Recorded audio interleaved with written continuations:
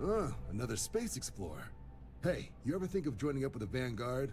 Help the United Colonies, earn some credits, even get your UC citizenship?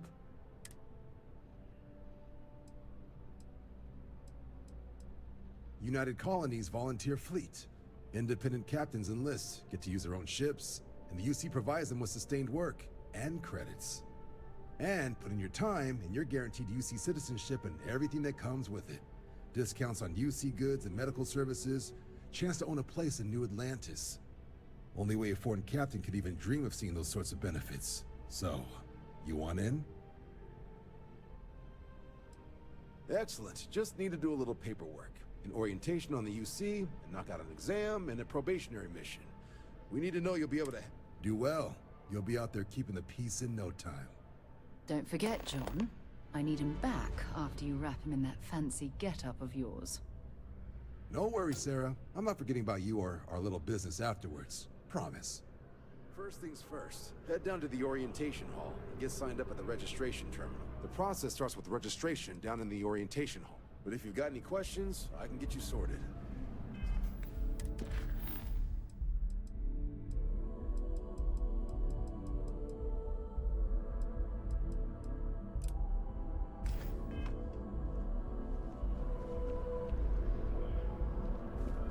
Yes? You needed something?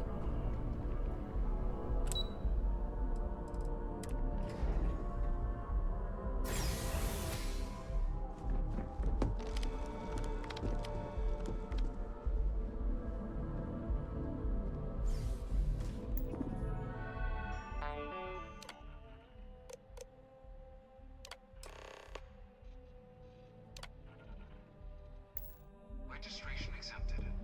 You may now proceed through the historical displays in the orientation hall, or continue on to the examination. In 2150, humanity learned the Earth's magnetosphere would collapse sometime in the next half-century, eliminating all life on the planet. Decisive action was required, but the secure transport of an entire civilization would demand a new kind of cooperation, a new kind of courage, and a new kind of union. Thus, in 2159, the United Colonies were formed to make that journey possible. Just 1 year later, the Galileo, the first of many colony ships, touched down here on Jemison, beginning a new era of human history, the age of the United Colonies. The effort and planning it must have taken to evacuate literally the entire planet. Can you imagine? The logistics alone must have been mind-boggling.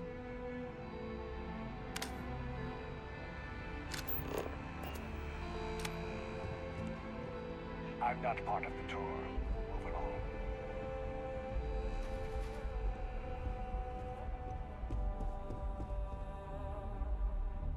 From their foundation, the United Colonies strove to provide all their citizens with opportunity, security, and peace. But there were those among the UC that still wanted something more. Independence. So in 2161, the UC issued the Centaurus Proclamation, granting UC citizens the right to settle distant worlds and form their own sovereign powers.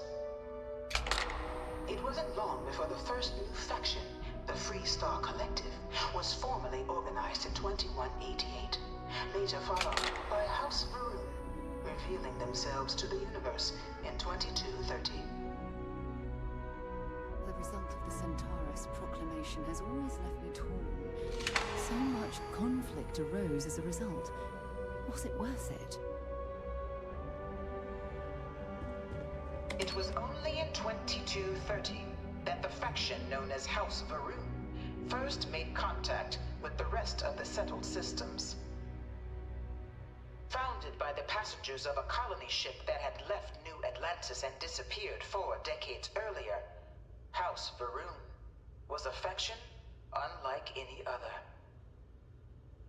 A theocracy dedicated wholly to the beliefs of its isolationist founder, Jinan Varun. House Varun initially made overtures of peace towards the rest of the settled systems. They claimed their only intention was to spread the word of their god, the Great Serpent. But none could have guessed that this worship might take the form of a bloody war, the Serpent's Crusade.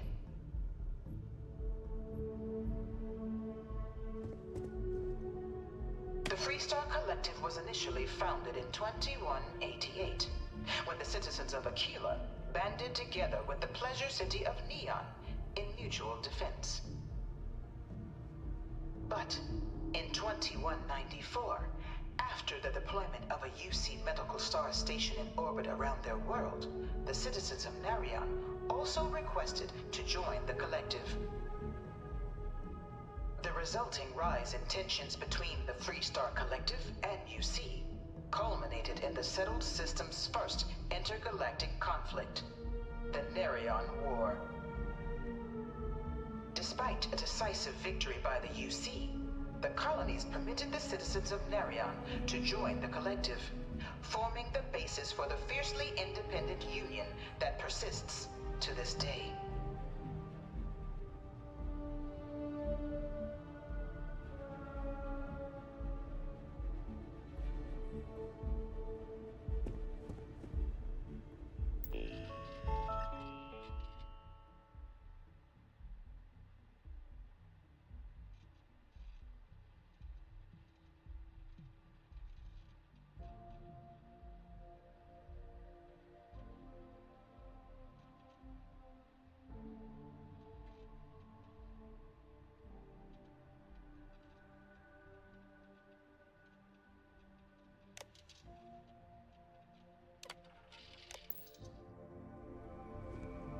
Beginning in 2240, House Varun forces declared all-out war on the rest of human civilization, initiating the Serpent's Crusade.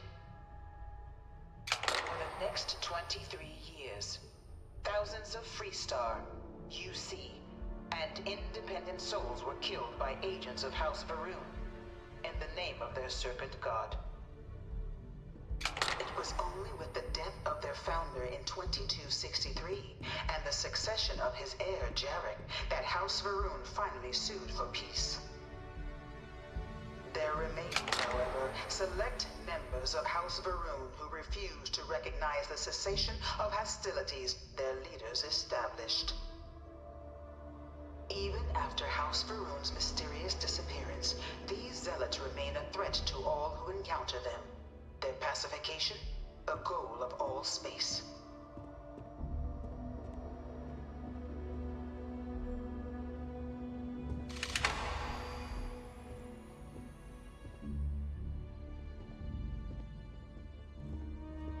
Of the many conflicts between the galaxy's factions, none was more brutal than the recent colony war between the UC and the Freestar Collective.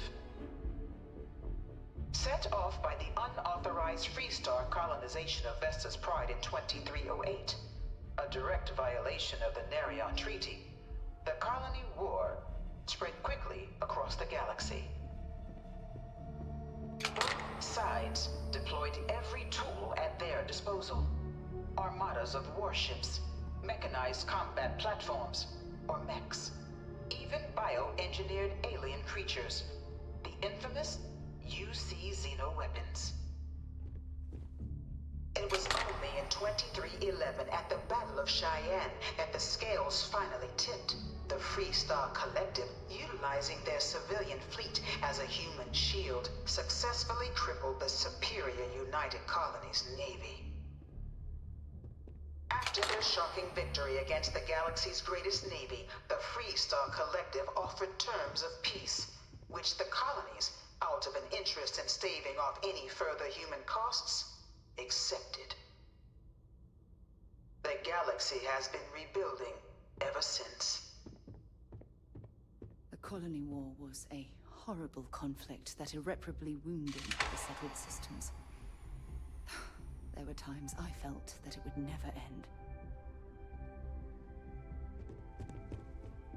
Few settled worlds were left untouched by the colony war.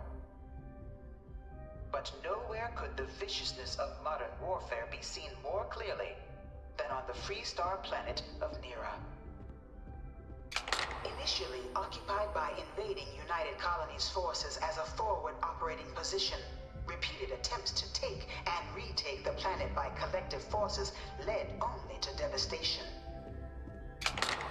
Swaths of the world were transformed into scorched husks, a nightmarish testament to the depths of human ingenuity and human cruelty.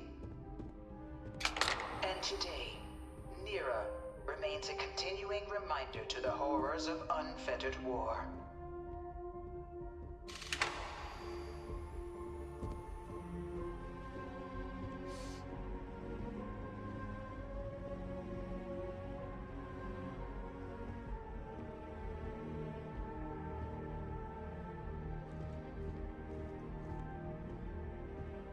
This thing's like an artist's rendition, right? No animal can be this ugly in real life. I can't stop staring at it. A real terramorph.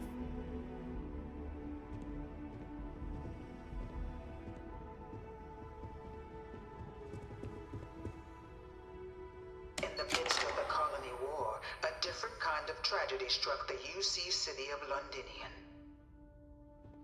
A newly constructed but critical supply center for the United Colonies' war effort, Londinion found itself overrun by one of the galaxy's most mysterious predators, the Terramorph. A rare but pervasive threat to all human-settled worlds, Terramorphs swept over the city, seemingly out of nowhere, on a scale never before seen in recorded history. Valiant efforts by the UC military slowed the onslaught, but the creatures proved unstoppable. Ultimately, the decision was made to destroy the Londinion spaceport, sealing off the city, the outbreak, and its citizenry from the galaxy at large. The tragedy of Londinion is mourned by the UC to this day.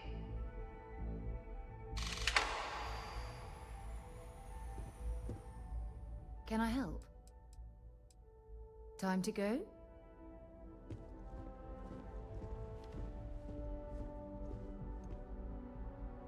After the devastation wrought by the colony war, the UC and the Freestar Collective came together to ratify a treaty that became known as the Armistice.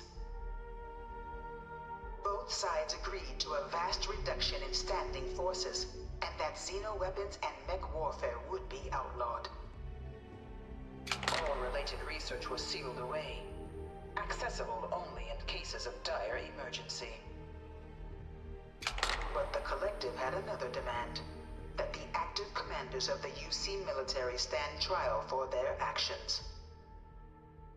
The United Colonies, in the interest of peace and galactic security, agreed. In 2311, 3 United Colonies senior officers were found guilty. Commander Henry Durant, General Indira Rastogi, and Fleet Admiral Francois Sanon, known better as Ve Victus.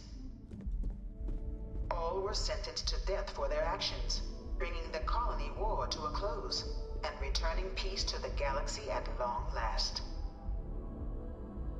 I was a strong supporter of the Armistice.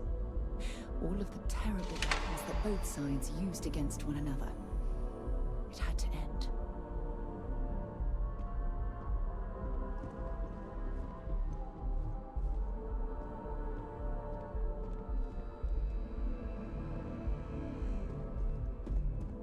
It was into this new world that the Vanguard was born. An official branch of the UC Navy, the Vanguard is the United Colonies volunteer fleet, serving a myriad of security, logistical, and reconnaissance roles. And after a sufficient length of service, UC citizenship is guaranteed to every Vanguard member. Open to all captains, regardless of origin, the Vanguard is leading the charge to protect and support the citizens of the United Colonies, wherever in the galaxy they may be.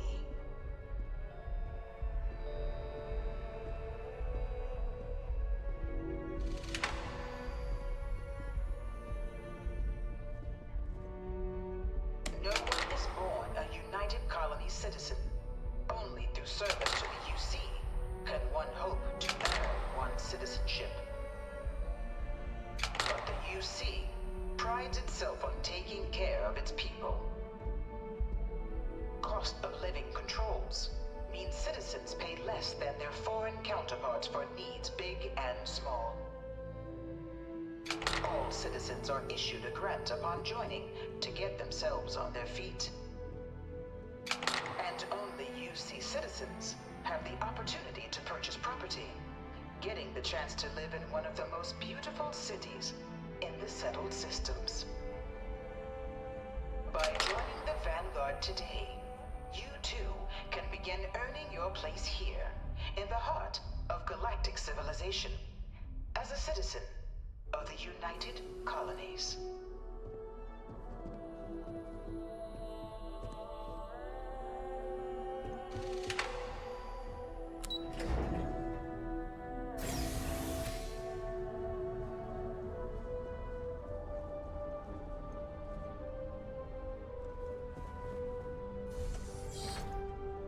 Welcome, applicant, to the piloting simulation chamber.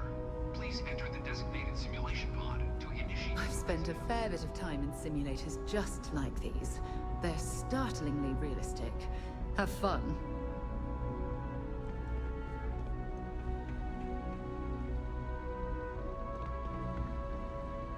Ah, you must be our new applicant. I'm Proctor Samuelson. The simulator's already been prepped. You can head in whenever you're ready. Of course, you'll be running through a high-realism combat flight simulation. Engineer, your task is to defeat at least 3 tiers of... However, if you defeat more than 3 tiers of enemies, your required enlistment time for citizenship will be reduced, and your enlistment bonus increased. But you're welcome to try as many times as you like before returning to Commander Tuala to proceed on to the next step in your application process. We'll only keep the highest score you manage to achieve in there. While I can't answer that question directly, I will say this. Due to the solitary nature of our work, resourcefulness is a critical tool in any Vanguard pilot's repertoire. You're permitted, even encouraged, to use whatever tool you're able to find in there. The simulator is designed to be a near-perfect replica of a Class B Deimos hoplite. The United Colonies it's been tuned to provide a challenging but fair fight against the enemy squad.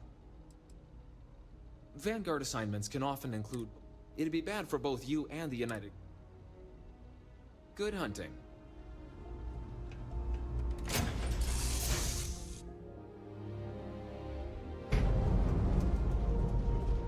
This is the Mark 18 Flight Simulation Chamber applicant, currently in orbit around...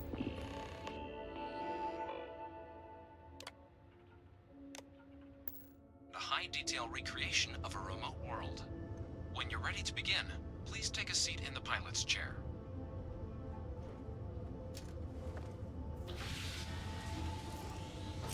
Your exam is simple. Defeat as many tiers of opponents as you can before your ship is disabled. You must defeat at least 3 tiers of opponents to pass the exam. Good hunting, applicant.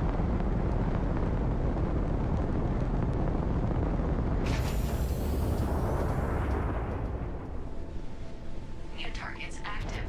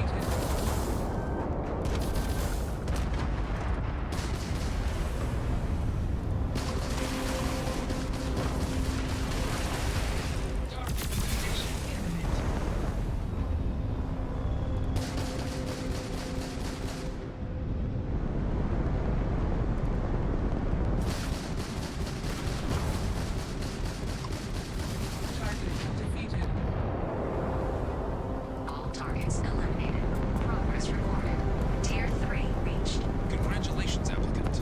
You've defeated sufficient opponents to pass the exam. You may now exit the simulator through the hatch to record your current score, or stay and try your hand at the remaining tiers.